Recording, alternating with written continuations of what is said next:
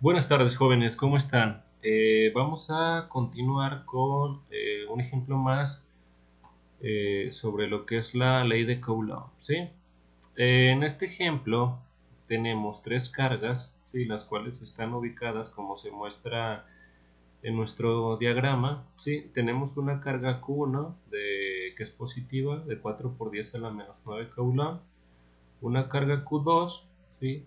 De menos 6 por 10 a la 10 a la menos 9 Coulomb, ¿sí? Es una carga negativa.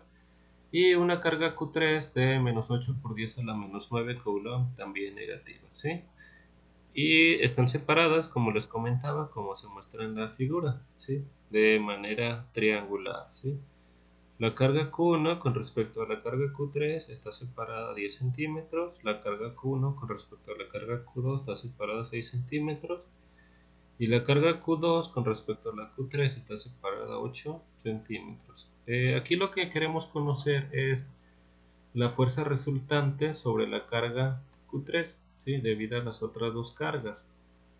Entonces, en este problema lo que nos interesa es conocer qué fuerza está ejerciendo o se está ejerciendo sobre la carga Q3 debido a Q1 y Q2. Entonces, para eso tenemos que calcular como lo vemos ahí, la fuerza debido a la carga Q1, ¿sí? Con respecto a la carga Q3 y la fuerza 2 que se debe a la interacción entre la carga Q2 con respecto a Q3.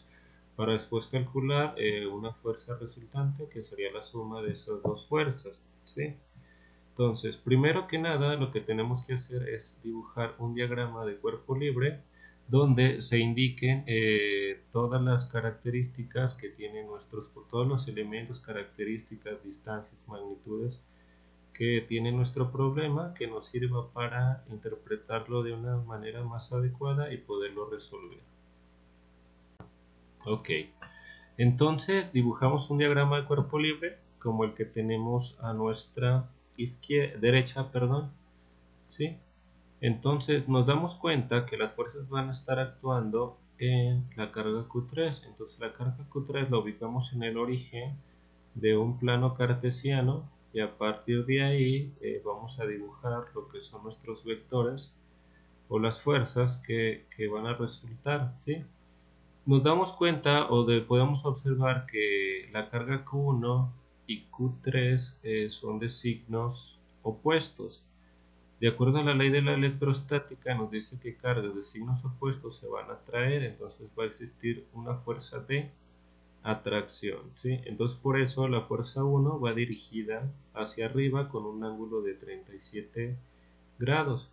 Si observamos como nuestra fuerza F1 tiene un ángulo, entonces esta va a tener componentes en X y en Y, ¿sí? La fuerza 2 se va a generar debido a la interacción de la carga Q2 con la carga Q3 y va dirigida a lo largo del eje X y va dirigida hacia la derecha porque si nosotros observamos son cargas iguales y cargas iguales se repelen, ¿sí? Entonces por eso nuestra fuerza 2 va dirigido a lo largo del eje X. Ya que tenemos nuestro diagrama de cuerpo libre, ahora sí podemos empezar a calcular la magnitud de nuestra fuerza F1 y nuestra magnitud de nuestra fuerza F2 aplicando lo que es la ecuación de la ley de Coulomb, ¿sí? Ok, entonces primero vamos a calcular la fuerza F1, donde F1 es la fuerza sobre Q3 debida a Q1, ¿sí? Y como ya sabemos, como son cargas opuestas, las fuerzas serán de atracción, ¿sí? Entonces aplicamos la ecuación de la ley de Coulomb que nos dice que la fuerza 1 es igual a la constante por la magnitud de la carga 1 por la magnitud de la carga 3 entre la distancia que la separa al cuadrado.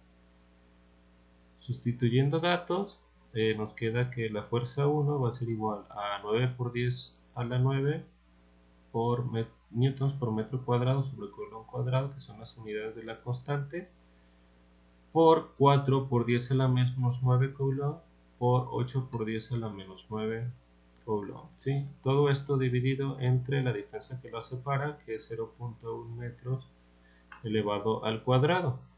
Entonces la fuerza que nos da, o la fuerza 1, va a ser igual a 2.88 por 10 a la menos 5 newton. Si recordamos, una fuerza es una magnitud vectorial, entonces tiene que tener una magnitud, una dirección y un sentido. Entonces ya tenemos nuestra magnitud, nos falta la dirección, que son 37 grados, y va dirigida al norte del oeste, ¿sí? Ok. De la misma manera calculamos nuestra fuerza F2, la cual se origina debido a la interacción que existe en la carga 2 con respecto a la carga Q3, ¿sí? Entonces aplicamos lo mismo, ¿sí? Nuestra ecuación de la ley de Coulomb, sustituimos datos, nos queda que la fuerza 2 es igual a 9 por 10 a la 9 newtons por metro cuadrado sobre Coulomb cuadrado por 6 por 10 a la menos 9 Coulomb por 8 por 10 a la menos 9 Coulomb entre 0.08 metros al cuadrado, ¿sí? Entonces la fuerza F2 es de 6.75 por 10 a la menos 5 al este y es una fuerza de repulsión, porque acuérdense que las cargas son iguales, por eso esta va dirigida hacia el este, íntegramente a lo largo del eje X. Ya que tenemos nuestras dos fuerzas, ¿sí? Nuestra fuerza F1, nuestra fuerza F2, para calcular lo que es la fuerza resultante que actúa sobre la carga Q3, ahora solamente tenemos que hacer una sumatoria de vectores mediante el método trigonométrico, ¿sí? Calculando lo que son las componentes de cada una de las fuerzas, haciendo una sumatoria de fuerza en X y en Y, calcular la fuerza resultante y después la dirección de lo que es esa fuerza resultante, ¿sí? Ok, continuamos. Entonces la fuerza resultante F se determina usando el método de las componentes o el método trigonométrico de la suma de vectores. Entonces calculamos las componentes de X y Y de la fuerza F1. Nosotros ya sabemos que para calcular las componentes de una fuerza lo vamos a hacer de la siguiente manera. La fuerza 1 en X es igual a la fuerza 1 por el coseno del ángulo. En este caso el ángulo, la inclinación de la fuerza 1 es de 37 grados. Entonces sería 2.88 por 10 a la menos 5 newtons, ¿sí? Que es la fuerza F1 por el coseno de 37 grados y nos da que es de 2.3 por 10 a la menos 5 newtons. ¿Por qué el signo negativo? Si recuerdan, dijimos que las fuerzas que se ubican en el segundo cuadrante, ¿sí? Van a tener signo negativo en el eje X y signo positivo en el eje Y. Entonces, como esta va dirigida también hacia la izquierda y se ubica en el cuadrante 2, tiene signo negativo, por eso es menos 2.3 por 10 a la menos 5 newtons. Aquí sí hay que tomar en cuenta el signo de la fuerza, porque como vamos a hacer sumatoria de fuerzas, hay que tomar en cuenta su dirección, ¿sí? Su sentido y el signo. Ok, la fuerza 1 en Y es igual a la fuerza 1 por el seno de θ, entonces sería 2.88 por 10 a la menos 5 por el seno de 37 grados, y nos da que es igual a 1.733 por 10 a la menos 5 newtons. De la misma manera calculamos las componentes de la fuerza F2. En el caso de la fuerza F2, si nosotros observamos nuestro diagrama de cuerpo libre, esta va dirigida íntegramente a lo largo del eje X, por lo que solamente va a tener componente o tiene solamente componentes en X, ¿sí? En Y va a ser 0 su componente, ¿sí? Como lo podemos ver, si multiplicamos F1 por seno de θ, que sería 6,75 por 10 a la menos 5 por el seno de 0 grados, nos va a dar seno de 0, es 0, por la magnitud nos da 0, ¿sí? Entonces, a nosotros calcular la componente en X, coseno de 0 es 1, al multiplicarlo por la magnitud de la fuerza 2 nos da lo mismo, ¿sí? Lo que nos indica que esta fuerza solamente tiene componentes a lo largo del eje X. Ya que tenemos nuestras componentes, ahora sí vamos a proceder a hacer la sumatoria de fuerzas en X y sumatoria de fuerzas en Y para poder calcular lo que es nuestra fuerza resultante.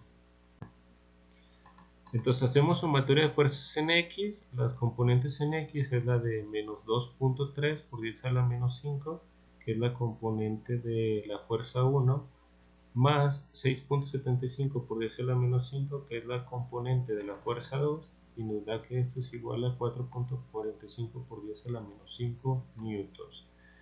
La sumatoria de las fuerzas en Y, ¿sí? La componente en Y de la fuerza 1 es 1.73 por 10 a la menos 5 más 0, entonces nos da que es 1.733 por 10 a la menos 5 newtons, ¿sí? Ok, ya que tenemos nuestras resultantes de cada, nuestra resultante en X y nuestra resultante en Y, ¿sí? De nuestras sumatorias, sacamos la fuerza resultante, ¿sí? Que es la suma que sería la suma de nuestra fuerza, la suma de nuestra resultante en X y nuestra resultante en Y. Esto lo hacemos aplicando el teorema de Pitágoras, ¿sí? Que nos da que la fuerza resultante es igual a la suma de fuerzas en X al cuadrado más la suma de fuerzas en Y al cuadrado. Sustituimos datos y nos queda que nuestra fuerza resultante es de 4.77 por 10 a la menos 5 newtons. Esa sería la fuerza que está experimentando la carga Q3 debido a la carga Q1 y a la carga Q2. Pero, como ya había dicho, la fuerza resultante o las fuerzas es una magnitud vectorial. Entonces necesitamos magnitud, dirección y sentido. Ya tenemos la magnitud. ¿Cómo calculamos nuestra dirección? Pues aplicando la función tangente. Tangente de θ es igual a la sumatoria de fuerzas en Y entre la sumatoria de fuerzas en X, que eso también ya lo habíamos visto el semestre pasado cuando vimos suma de vectores. Sustituimos nuestros datos y nos queda que la tangente de θ es igual a 0.389. Entonces despejamos θ y nos queda que θ es igual a la tangente inversa de 0.389 y nos da que es igual a 21.27 grados, ¿sí? Entonces nuestra fuerza resultante tiene una dirección de 21.27 grados. Pero nos falta conocer en qué cuadrante se ubica esa fuerza resultante. ¿Cómo hacemos eso? Si nosotros observamos las resultantes de nuestras fuerzas en X y las resultantes de nuestras fuerzas en Y, las dos son positivas, por lo que nuestra fuerza resultante va a quedar en el cuadrante 1, donde nos dice que X es positivo y Y es positivo, ¿sí? Entonces, ya determinando esto, podemos decir que la fuerza resultante sobre la carga Q3 es de 4.77 por 10 a la menos 5 newtons, dirigida a 21.27 grados al norte del este. Esa sería la magnitud, dirección y sentido de la fuerza que está actuando en Q3 debido a Q1 y Q2. Entonces espero que les haya quedado claro, ¿sí? Que no tengan ninguna duda y que les haya servido, ¿sí? Entonces les agradezco mucho y nos vemos la próxima. Gracias, chavos.